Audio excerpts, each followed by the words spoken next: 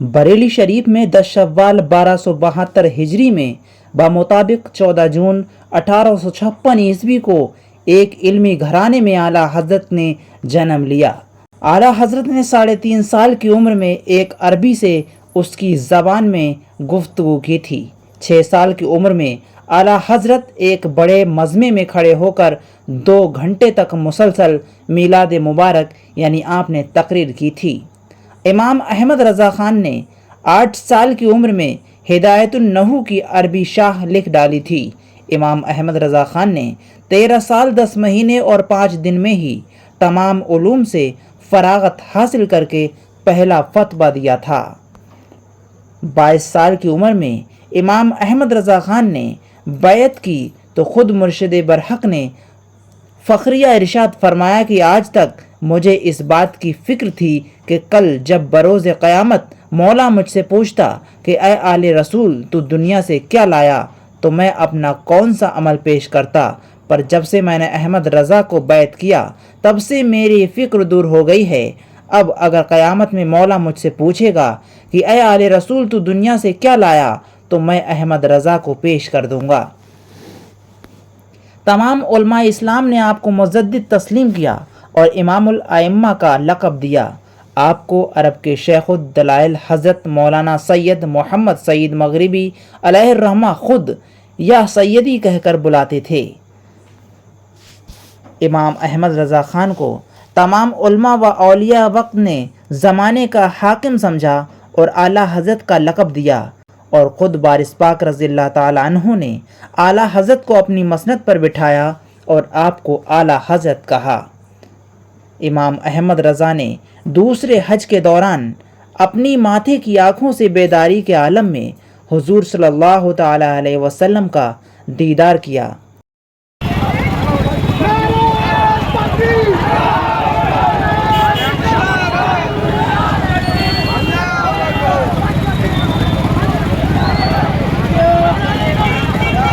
آپ نے 105 علوم پر 1300 سے زیادہ کتابیں لکھ ڈالیں۔ اعلیٰ حضرت کی سب سے مشہور کتاب فتاوی رضویہ ہے۔ اعلیٰ حضرت کی چند خوبیاں جان لیجئے، ابھی ویڈیو کو چھوڑ کر کے کہیں مت جانا۔ امام احمد رضا خان اعلیٰ حضرت بریلوی رحمۃ اللہ علیہ 5 نمازیں با جماعت تکبیر اولیٰ کے ساتھ مسجد میں ادا فرمایا کرتے تھے۔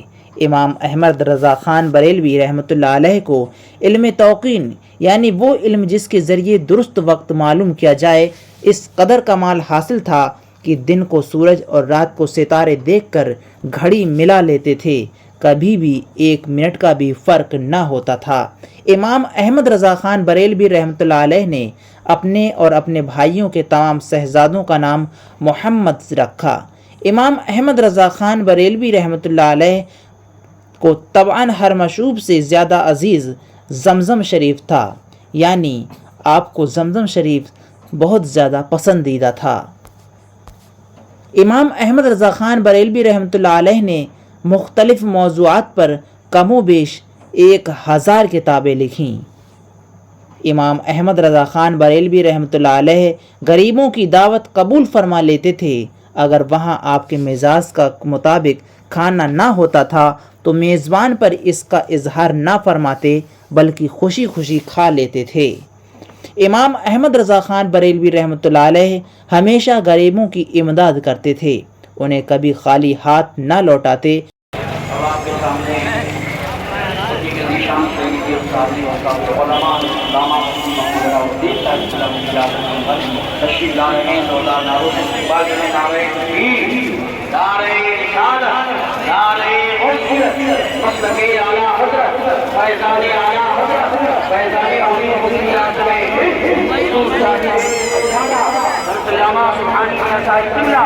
بلکہ آخری وقت بھی اپنے رشتہ داروں سے کہہ کر گئے کہ وہ وصیت فرما کر گئے۔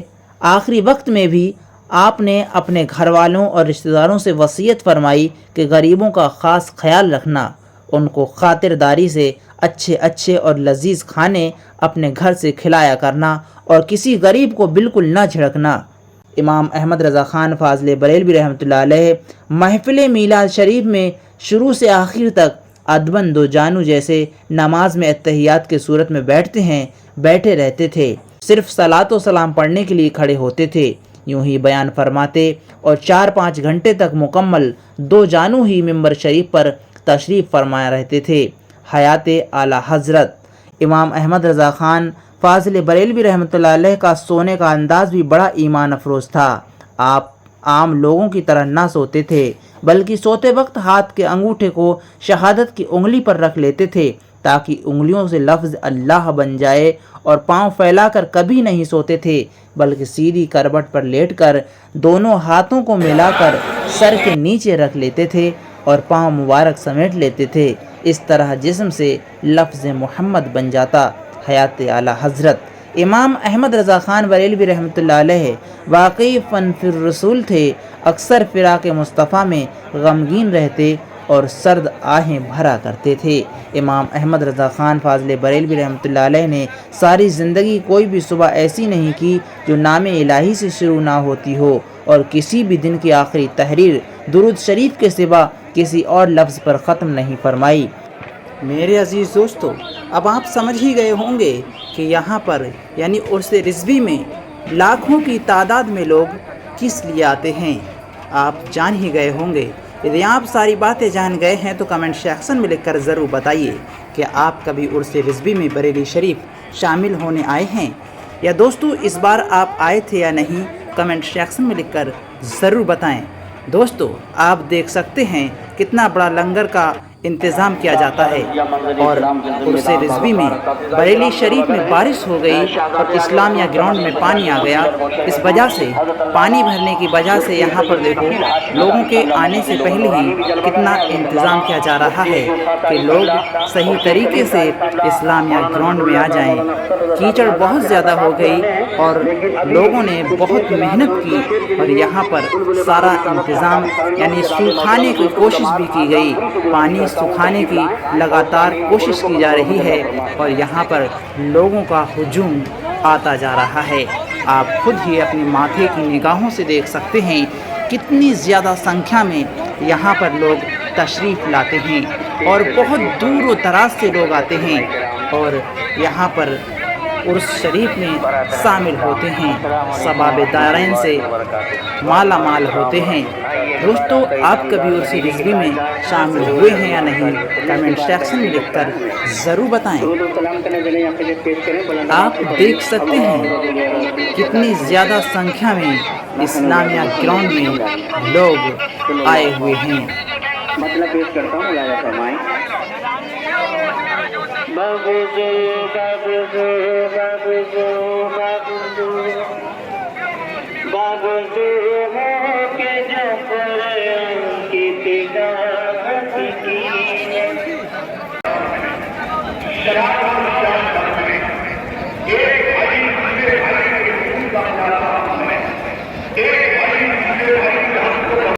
جب ان کا صحابہ کی عبادت کے آگے دولار سے رجوع کرتا جب وہ اشعار کہا کرتے تھے، جب تصور جانا میں گم رہا کرتے تھے جب وہ اشعار کہا کرتے تھے، جب ان کا دل کے زندہ پر محبت رسول کا جبریل نام کا سنگ ہوا کرتا تھا تب وہ بات کہا کرتے تھے۔ امام اللہ فاضل بریلوی وہ ہر دور کے امام ہیں۔ واللہ العظیم we are so fortunate that we have born in this country, and Imam this city of Bareilly is the city of Imam Reza. He wasn't just a Sufi, he wasn't just a scientist. Imam Reza, he was just a scientist, he wasn't just a scientist, he wasn't just a philosopher, he wasn't just a master of mathematics, he wasn't just a master of philosophy. He has a comprehensive knowledge of all the important sciences. His name is Imam Reza. His knowledge, his creation, he is a Catholic force with the name in this country and also in the world. We have to thank Imam Reza Fazil Bredli that he has born in this great city of Bareilly. Bareilly کو ہم اس لیے بھی ہے کہ اعلیٰ حضرت یہاں پیدا ہوئے تھے، امام حسن رضا یہاں پیدا ہوئے تھے۔ ہندوستان بھر کے مسلمانوں خصوصی طور پر اور ہندوستان کے عوام اس قدر خوش نصیب ہے کہ امام حسن رضا بریلی میں پیدا ہوئے۔ یہ ایران میں پیدا ہو سکتے تھے، یہ سیریا اور شام میں پیدا ہو سکتے تھے، یہ کسی اور جگہ میں پیدا ہو سکتے تھے، اچھا، کیونکہ ہم نئی نسل ہیں، ہم دنیا میں حضور مفتی اعظم کی مثال کے بعد دنیا میں آئے، تو ہم یہ محرومی ہے کہ ہم حضور مفتی اعظم کی زیارت نہیں کر سکے. لیکن جن لوگوں نے حضور مفتی اعظم کی زیارت کی ہے، آج میں پوری نئی نسل کی جانب سے پوری نئی نسل کی نمائندگی کرتے ہوئے ان تمام لوگوں کو خراج تحسین پیش کرتا ہوں کہ جنہوں نے مفتی اعظم کا دیدار کیا. اور یہ میرے دل کی آواز ہے کہ نوریوں تم کو ہے یہ فضیلت کہ تم نے کی ہے ان کی زیارت. نوریوں تم کو ہے یہ فضیلت کہ تم نے کی ہے ان کی زیارت. ان کی ہم شبیہ غوث اعظم، ہم شبیہ غوث اعظم، مفتی اعظم زندہ باد، مفتی اعظم، مفتی اعظم. اچھا، آپ کو پتا ہے جلالت کس کو کہتے ہیں؟ جلالت کہتے ہیں دبدبے کو. اور حضور مفتی اعظم کی شان جلالت، شان جلالت ہی ان کی ایسی کہ چھپ گئی تھی اندرا جیسے.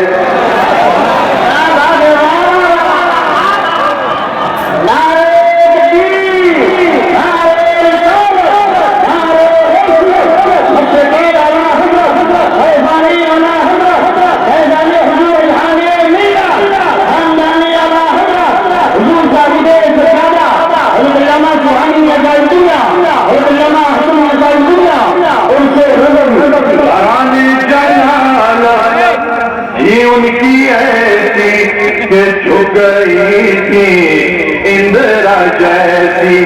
ارے ایسی تھی اس پہ ان کی ہے مفتی اعظم، مفتی اعظم. ماشاءاللہ میرے ماموں جان حضرت سبحان اللہ خان صاحب سبحانی میاں صاحب کی آمد ہو رہی ہے.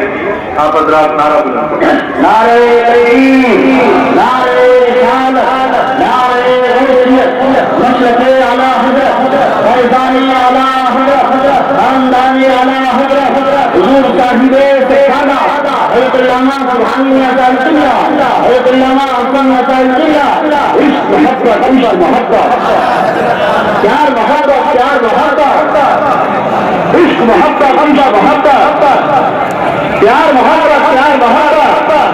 نعرہ تکبیر، نعرہ رسالت، نعرہ غوثیت، مشرق اعلی حضرت، فیضان اعلی حضرت. عشق محبت، عشق محبت، پیار محبت، پیار محبت.